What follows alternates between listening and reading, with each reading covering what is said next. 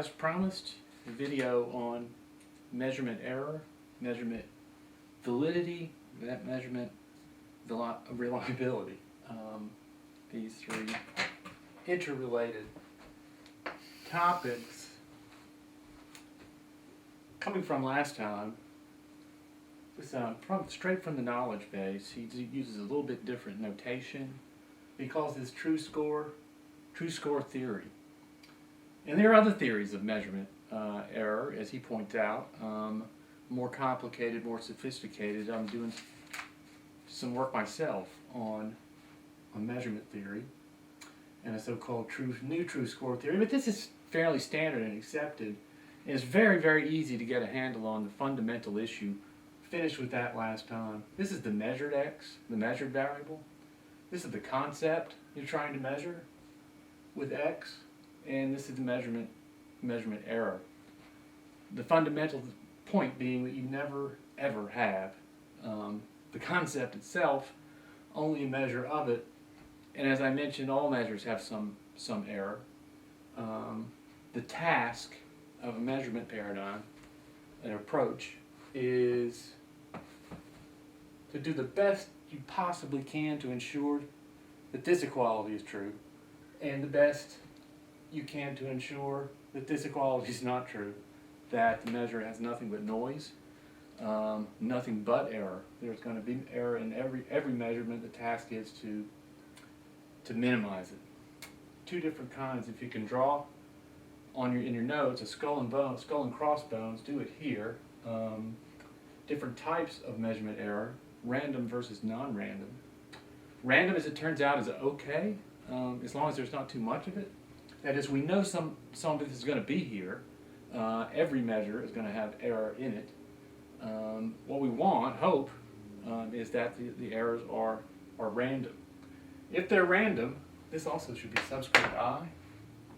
If they're random, the errors, they're just as likely to be positive as negative, and they're just as likely to be -2 as they are +2. And so when you add them all up, and we're going to be working very shortly with descriptive statistics where we're doing a lot of adding, add them all up, they cancel each other out. So +2, -2, +3, -3, that's random error. Non-random error is when on every ith observation you have some positive result, or alternatively, when on every ith observation you have some negative result. You sum across that, it's going to create bias in the measure relative to the concept. A deeper handle on how measurement error works requires sort of diving into classifications of characteristics of measures, and we're going to talk about two: validity and reliability. And beginning with the first, and I'm going to give some examples in each case. Lost my water. The definition first of measurement validity. This is really, really easy. A measure is valid to the extent that it taps what you say that it taps.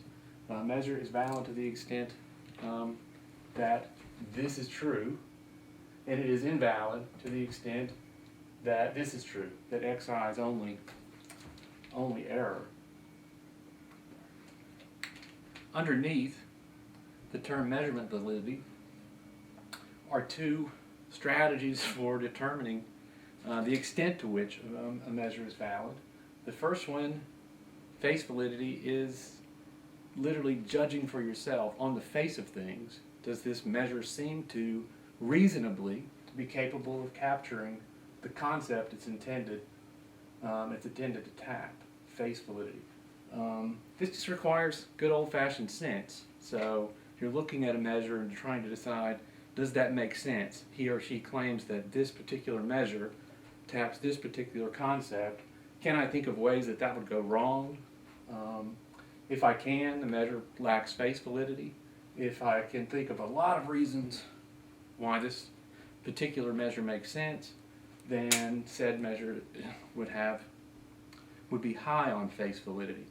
In my own work, a long, long time ago, in collaboration with a friend of mine at Ohio State, we did some work on public opinion attitudes toward the nomination to the U.S. Supreme Court of Clarence Thomas. Now, Justice Thomas is still on the court. He's been on it many years, I think since 1991.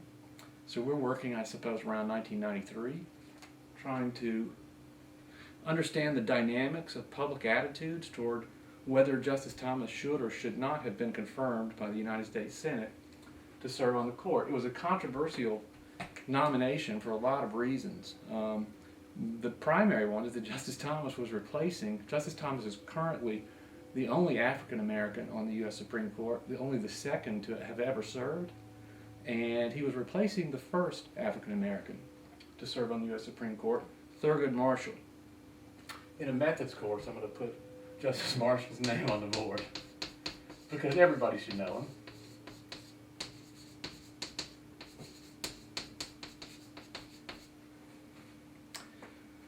Justice Marshall was not just the first African American to serve on the U.S. Supreme Court.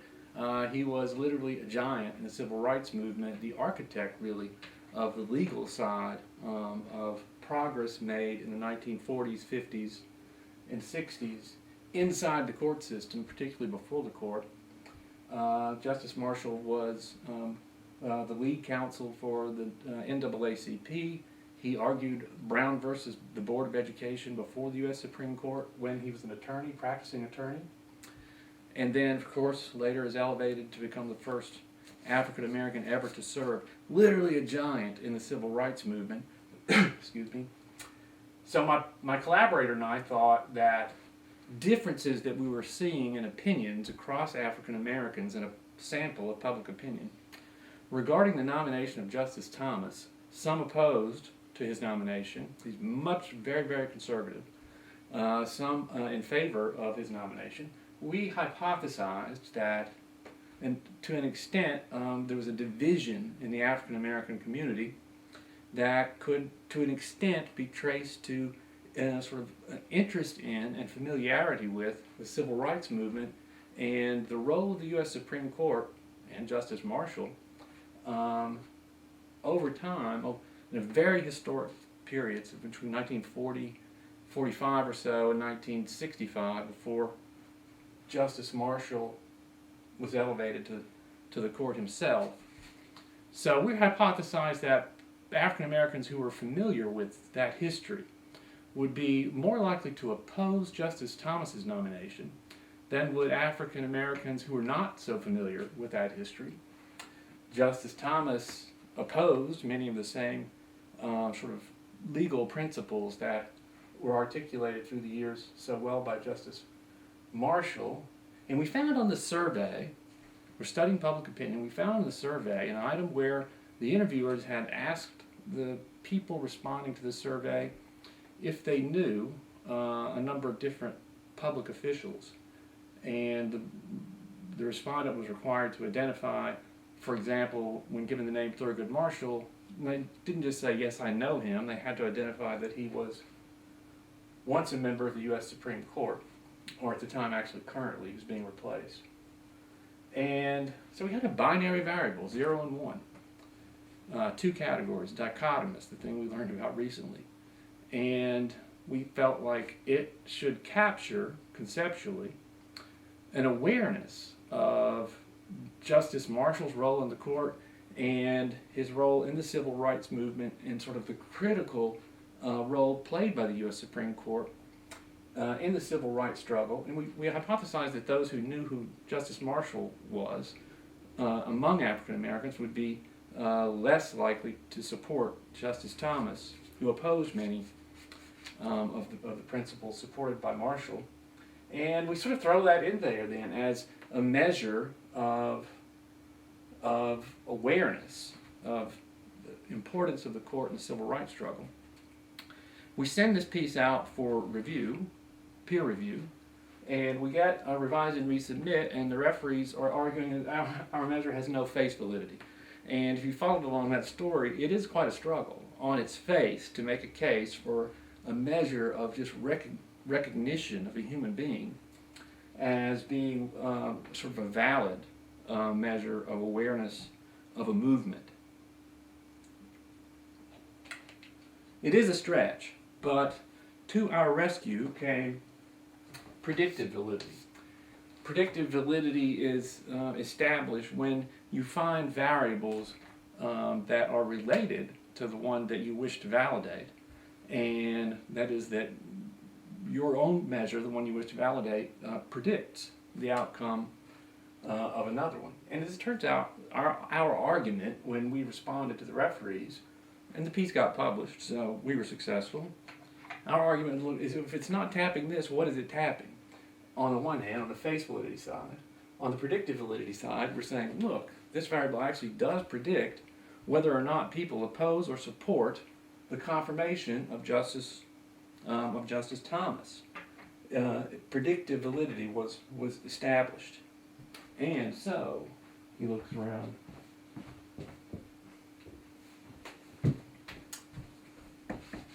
For the trusty eraser. And so there's two different ways you can go. Try to make your case on the face of things. Try to make your case empirically. And we're going to learn a lot more about predictive validity in the context of statistics later on. One other quick example, maybe a better one. I had already mentioned the honor student is doing the thesis in Latin America, on Latin American countries, and she's studying and creating measures of two things.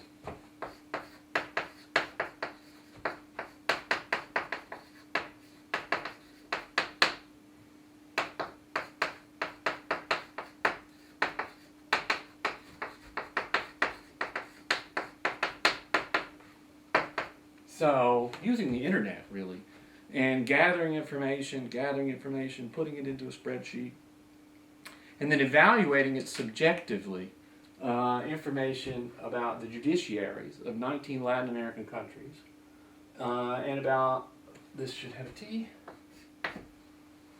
what she called the drug threat, which sort of was to capture, in a sense, the extent of the role that the country played in international narcotics problems. She measured these on subjectively, that is, by her own wits, looking at, immersing herself in data in the inductive way. Recalling that from early in the course, an inductive immersion.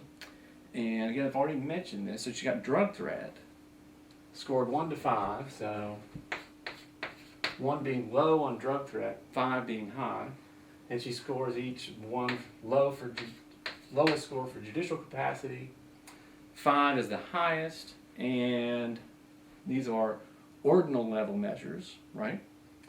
High to low, measuring the extent of something, and they're put together completely subjectively. So an immediate question is, do the measures have any validity? Any validity at all, any kind. And she turned, or I had her turn, to this test really, to establish them. She found a measure across countries. Gallup, the survey organization, had done surveys in all 19 of the countries, or 17 of them I think, in many of the countries, had done surveys and asked the same question about public confidence in the court systems in these different countries. As it turns out, both these variables should be related to that. In countries where there are huge drug problems, that score really highly on drug threat, citizens should have little confidence in their courts. In those that score very low, citizens should be pretty confident in their courts. Likewise, judicial capacity. States with high capacity judiciaries should produce high levels of satisfaction among the people who live there, and the reverse. So she found that these correlate. The drug threat, as the drug threat went up, the correlation, we haven't studied that yet, but when we do, you'll see that's going to be a pretty big number. As the drug threat went up, support for the judicial system went way down. The correlation was minus 0.3. As judicial capacity went up, in contrast, support for the judiciary, confidence in the public confidence in the judiciary went went way up. This is an enormous result that established the validity of two otherwise completely subjective measures against, in terms of their ability to predict the outcomes on a completely objective measure, one derived in public opinion surveys. So that's measurement validity in a nutshell. I'll come back to that momentarily, but moving on to reliability. So the measurement validity is, a measure is valid to the extent that it taps what you claim that it taps, the concept, and invalid to the extent that it taps noise, nothing, or something else. Measurement reliability, a measure is reliable, this is the definition. A measure is reliable when it taps the same concept over and over and over again. There's a serial element to reliability. Yes, a measure can be valid at time 1. Is it valid at time 2? Does it find the same result at time 2 when it's reapplied? How about time 3?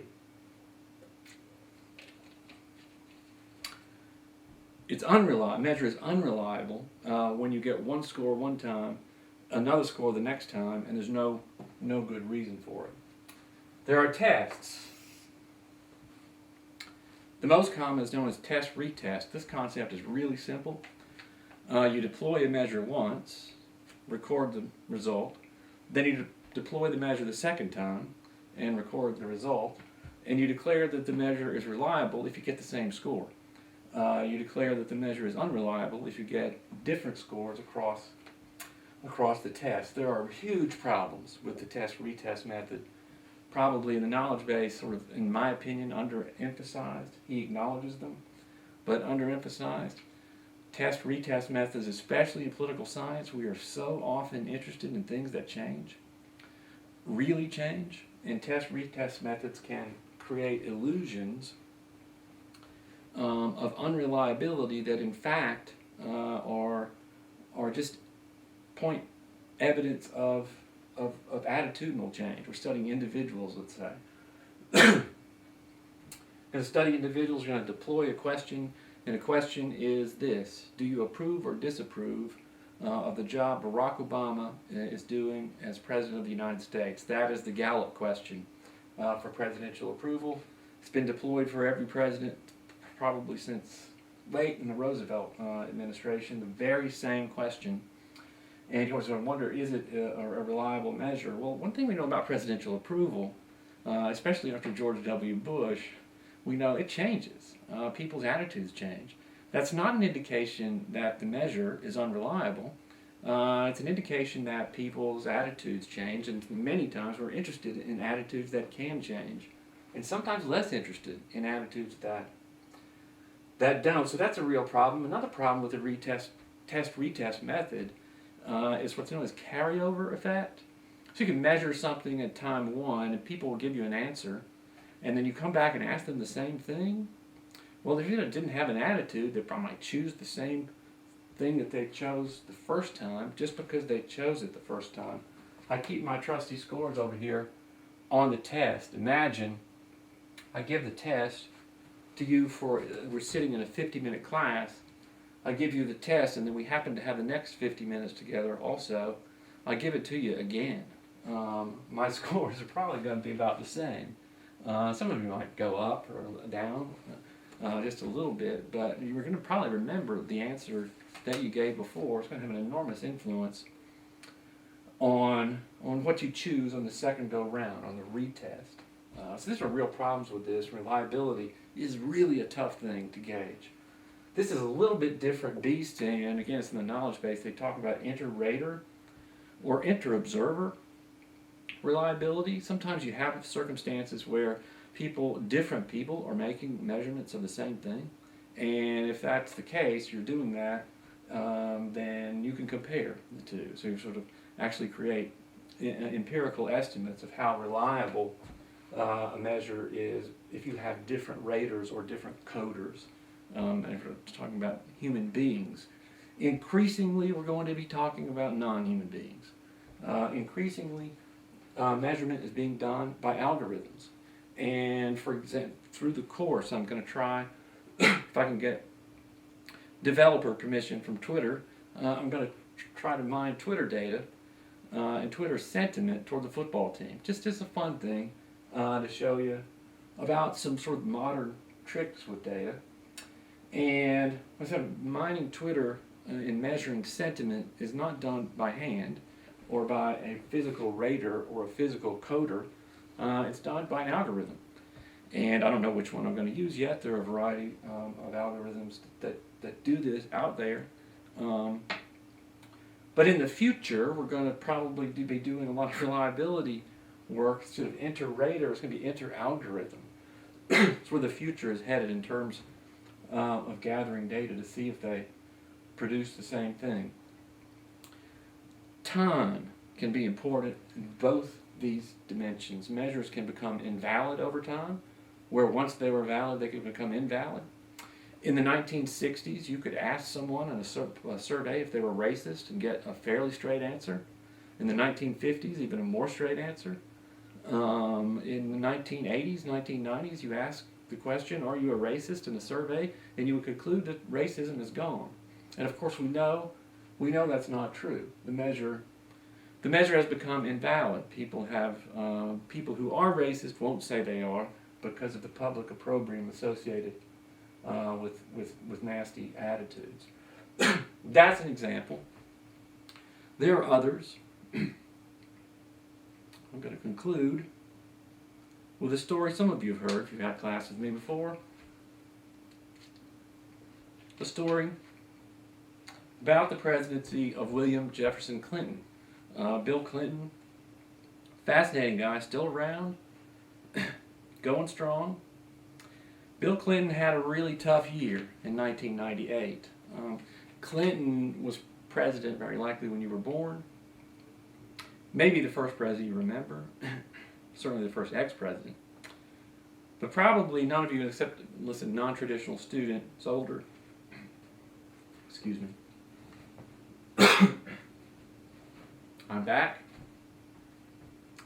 Probably none of you except non-traditional students who are older remember 1998. Well, I'm an old man and I do. Followed politics, I lots of faculty here in 1998, and in the early part of 1998, I believe it's January, doesn't matter, the trend looks like it was, I'll show you in a moment. In January of 1998, someone in the press corps finally asked President Clinton a question that was related to rumors that had been making the rounds. This is the early-ish days of the internet, but the internet was there.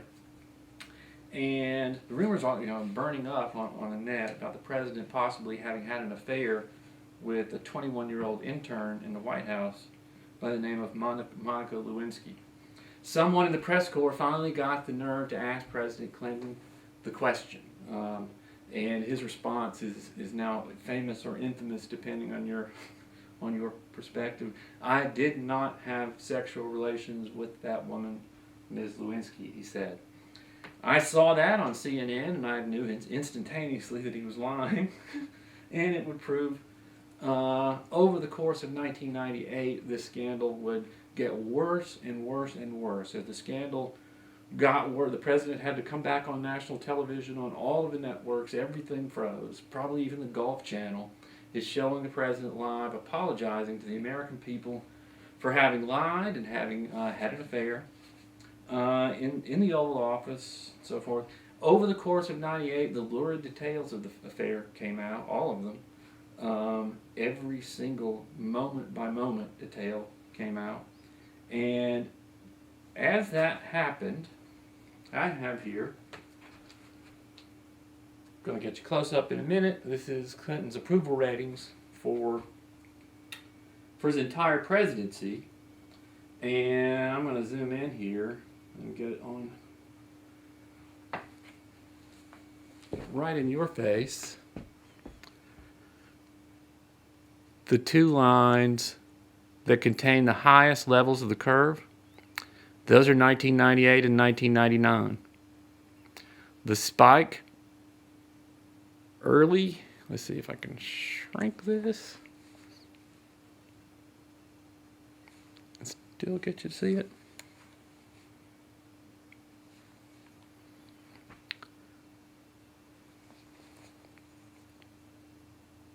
Well, I messed the whole thing up. How about I draw it on the board? So here's what I was trying to show you. So he's running around about 60% approval. What's Clinton? This is 1997. These are the good old days. The economy is spinning off. It's just everything. Economy is growing. Everything's great. President Clinton's approval rating is 60% or thereabouts or whatever. And then here comes January of 1998 and the scandal hits. And presidential approval goes way up. Boom! Jumps up. Continues down, then boop, boop. And then right at the end of the year, it goes into the 70s. Those are the highest approval ratings President Clinton experienced during his entire 8 years in the White House. During the scandal. The bumps upward during the year occurred as the scandal worsened. That is, as a new lurid detail would come out. The highest point. This is when President Clinton was impeached by the United States House of Representatives for having lied under oath in the course of an earlier investigation, for having committed perjury. He claims he didn't. Everyone else knows he did. Boom. It was as if the American people were going, go Bill.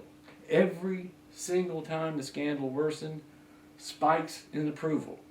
President Clinton finishes the year, or finishes November of that year, it was an election year, midterm, with the highest presidential approval ratings of his entire term. What in the world was going on? What was going on is that the measure was becoming invalid. The measure is supposed to tap what people think, that's the concept, what people think about the president's job performance. In 1998, the president didn't really have any job performance. He was hiding from the press corps in the White House, and every contact with the outside world really had something to do with this scandal. What the measure had come to predict over time, or come to reflect and measure over time, was not what people thought of President Clinton's job performance. It was whether or not they wanted to see him removed from office. There were very substantial group of people in the American electorate who were really opposed to impeachment and removal because of the affair. It didn't mean they approved of the affair. It didn't mean they approved of his job performance. It simply meant they were against the Republican-led effort to impeach and remove him from office. So the measure, one measure, had come to reflect one thing in 1997, another in 1998. Excuse me, it had become invalid. And these two things, validity and reliability, at the same time, are nicely illustrated. These illustrations are in the knowledge base. I agree with them. They show everything at once. So we're going to think of these as targets, right? So you're throwing darts. There's your bullseye. 4 bullseyes. And this is a piece of chalk. When the measures fall like that, all inside the circle, they are both valid. Write this down. Be able to recognize this. They are both valid and reliable. They're tapping the concept they're supposed to tap. All clustered here in the center. And they're doing it over and over and over again. And so this is both reliable and valid. An alternative. This is reliable and invalid. Invalid in the sense that you're tapping something else other than the bullseye. They're reliable in the sense that they're doing whatever they're measuring. They're measuring it over and over and over and over again pretty well. And here's another alternative.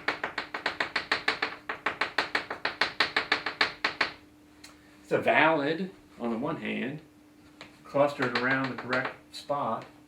Valid on the one hand, unreliable on the other. They cluster around clearly the correct spot. At the same time, there are fairly wild variations in last.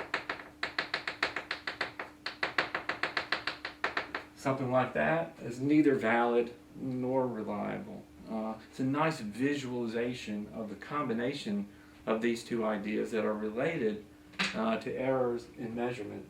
A sort of combination way to view them conceptually at the same time. That is about it. On to the next one.